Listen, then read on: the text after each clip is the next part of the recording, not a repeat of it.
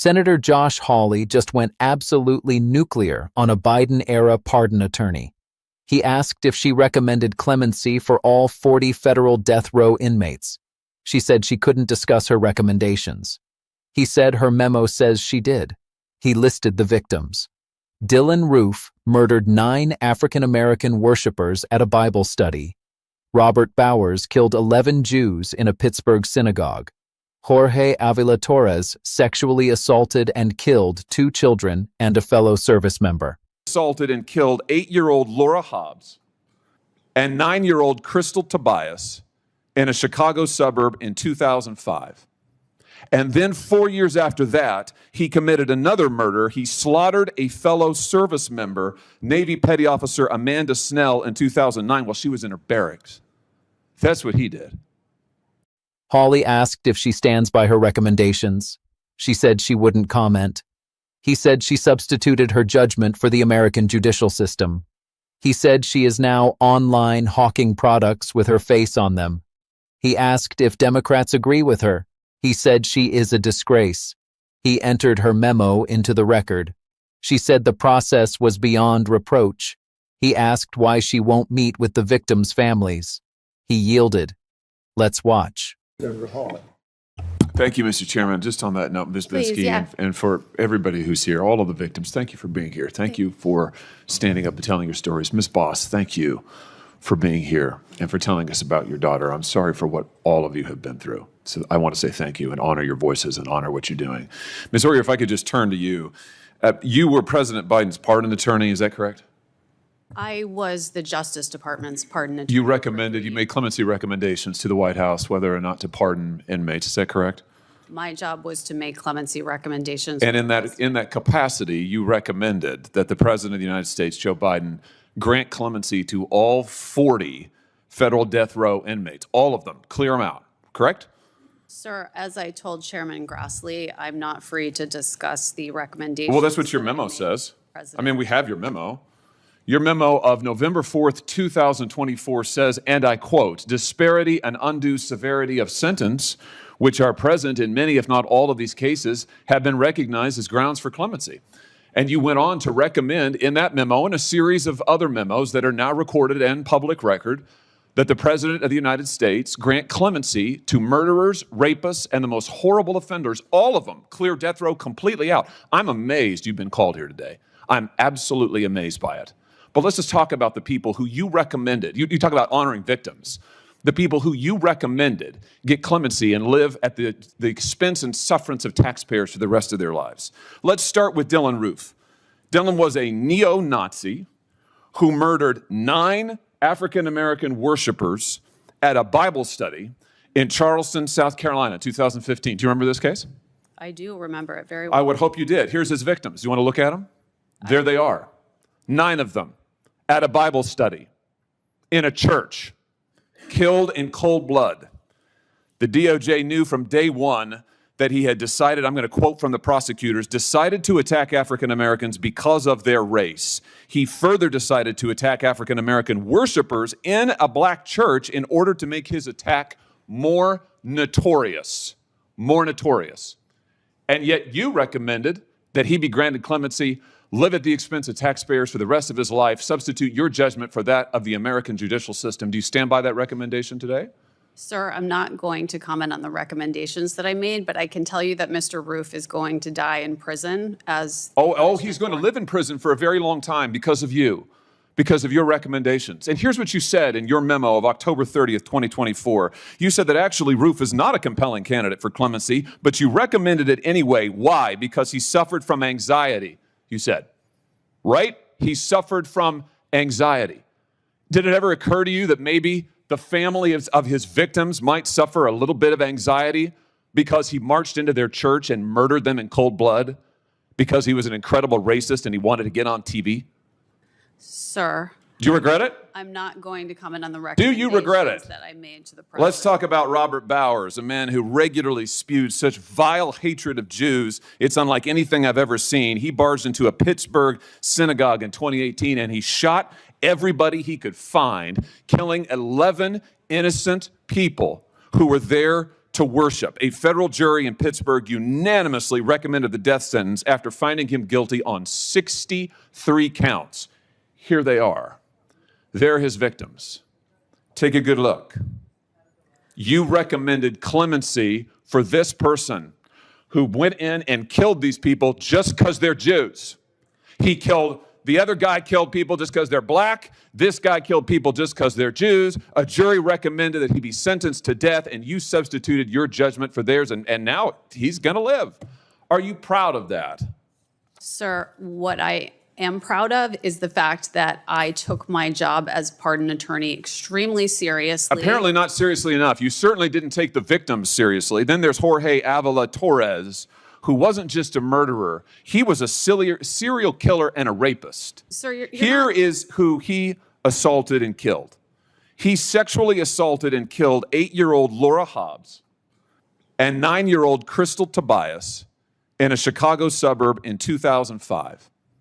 And then 4 years after that, he committed another murder. He slaughtered a fellow service member, Navy Petty Officer Amanda Snell, in 2009 while she was in her barracks. That's what he did. And you recommended clemency for this individual, and now he'll live his life at the expense of taxpayers because you substituted your judgment for that of the American judicial system, jury, judges, the whole lot, and yet you're here to tell us that you're somehow a victim? I don't think so, Ms. Oyer. I think your judgment is astoundingly terrible. I'm amazed that this side of the aisle has called you, and I just ask my friends on this side of the aisle, do you agree with this? Is this what you want? Do you want these people to be pardoned and live at the expense of taxpayers for their whole lives? Do you want to excuse the murders of African-American churchgoers? Do you want to excuse the murders of Jews in their synagogues? Do you want to excuse the murders of these children? Because that's what she did, and now she's online hawking products to try to make money off of it. I see you've got your own website where you put your face on baseball caps and mugs, thelawyeroyer.com. You're trying to make money on this? Sir, This is unbelievable, Ms. Oyer, and yet you say you're a victim? These are the victims, and you helped victimize them. And what you're doing is wrong. I hope every member on this side of the aisle will repudiate what you have done and what you stand for. Thank you, Mr. Chairman. Sir, I assume that your questions directed at me were rhetorical and that you're giving They're not a speech. rhetorical at all. I asked you to respond, and you said you wouldn't. So what I did is I read to you what you have said. I quoted verbatim, and I'm happy to keep doing it. In fact, I'd ask now, Mr. Chairman, that this report, Restoring and Strengthening the Federal Death Penalty Report, be entered into the record. It contains information regarding Ms. Oyer, her recommendations, and the track record of all of it. The written records are here. I asked to be entered into the record. It'll be, Ms. Hoyer, take a minute to respond if you want to. Thank you, Chairman Grassley. Under President Biden, just like under President Trump, had a job to do, which was to make recommendations to the president about how to best accomplish their clemency objectives. I put the utmost effort into doing that in a way that was consistent with the interests of the justice system and all of its stakeholders, which includes crime victims, as well as defendants, as well as family members, as well as judges, as well as prosecutors, all criminal justice system stakeholders. The process that I presided over was one that was beyond reproach. What's happening now with clemency is an absolute disgrace, and I'm sorry that I can't answer the questions about the specific recommendations in this public setting, but I would be glad to meet with any members of this committee who have concerns privately to discuss to the extent I can what your Privately, concerns why don't you are. meet with the victims' families? Here's the disgrace. Senator Whitehouse. Thank you, Chairman. Mr. Ashcroft, welcome back to the Senate. You knew Jim Comey? Senator Josh Hawley just delivered a masterclass in how to expose the abuse of the pardon power and the complete disregard for victims. He did not come with a speech. He came with the names of victims. He came with the faces of the murdered. He came with the memo that proved the witness recommended clemency for mass murderers. And he left no doubt about the answer. The exchange between Hawley and the witness was not just a routine hearing. It was a confrontation about the fundamental question, of whether the government will prioritize victims or criminals. It was about whether the Justice Department will serve the public or advance a political agenda. Hawley began by thanking the victims who were present. He acknowledged their courage. Then he turned to the witness.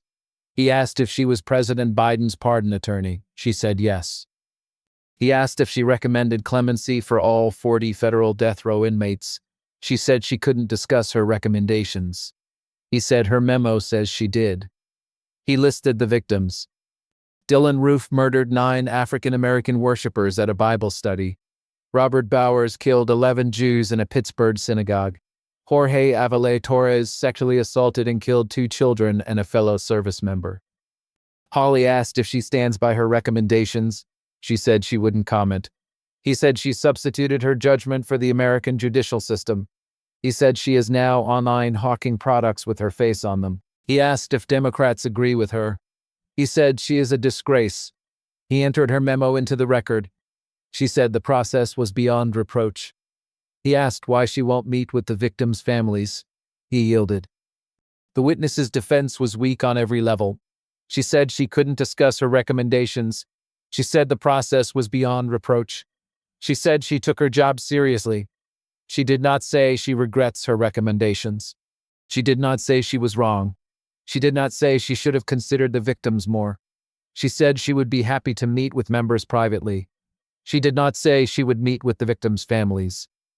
She said the process was beyond reproach. That is not a defense. That is an evasion.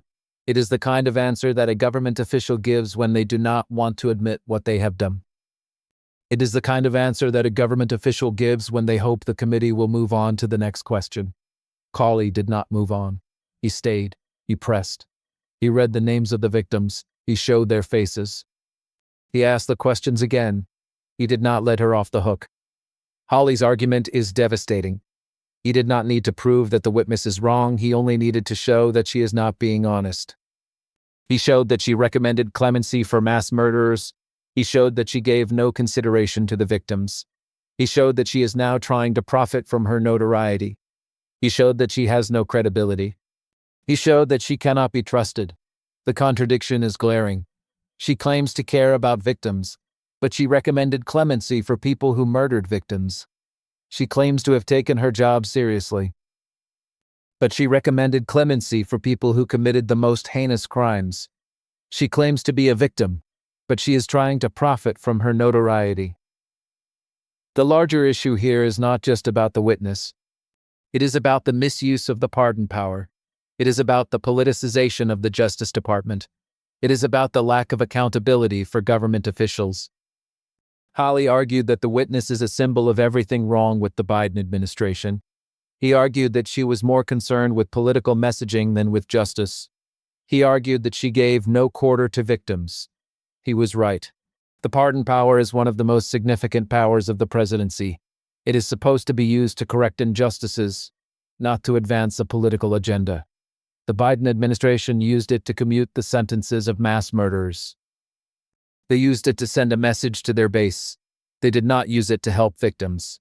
They did not use it to promote justice. The witness's commutation recommendations are particularly egregious. Dylann Roof murdered 9 people because they were black. He walked into a church and opened fire on a Bible study. He killed people who were praying. He killed people who were worshiping. He killed people who were seeking solace. He targeted them because of their race. He wanted to start a race war. He wanted to make his attack more notorious, and the witness recommended commuting his sentence. She recommended that he be allowed to live. She recommended that he be allowed to continue breathing. She recommended that he be allowed to continue existing. She did not recommend that he be executed.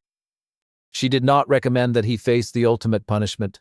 She recommended that he be spared. She recommended that he be given a chance at life. She gave no quarter to his victims.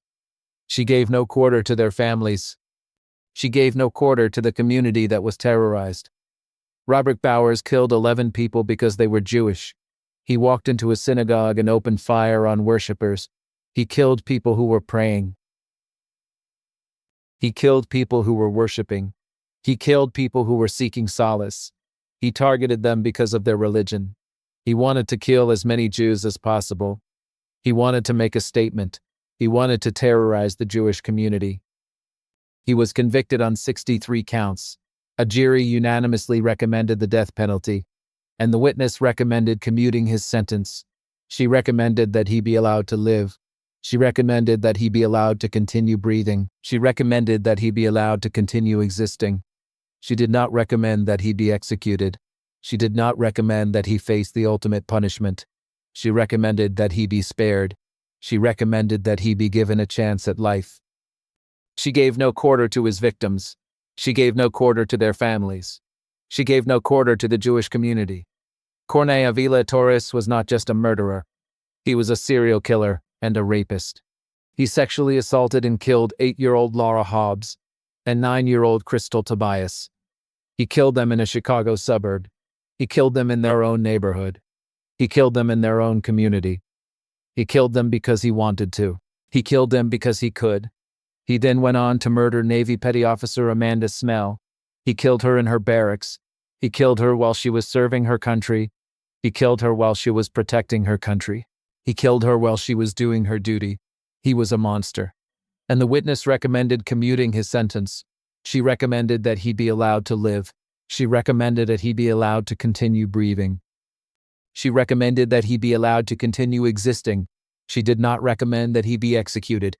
She did not recommend that he face the ultimate punishment. She recommended that he be spared. She recommended that he be given a chance at life. She gave no quarter to his victims. She gave no quarter to their families. She gave no quarter to the community that was terrorized. Hawley's closing statement was the most important part of the exchange. He asked if Democrats agree with her. He asked if they want these people to be pardoned. He asked if they want to excuse the murders of African American churchgoers. He asked if they want to excuse the murders of Jews in their synagogues. He asked if they want to excuse the murders of children. He said that is what she did. He said she is now online hawking products to make money off of it. He said she has her own website. He said she put her face on baseball caps and mugs. He said she is trying to make money on this. He said she says she is a victim. He said these are the victims. He said she helped victimize them. He said what she is doing is wrong. He asked every member on his side of the aisle to repudiate what she has done. He was right. The hearing ended without the witness offering a meaningful defense. She sat there. She listened. She deflected. She said she couldn't discuss her recommendations. She said the process was beyond reproach. She said she took her job seriously.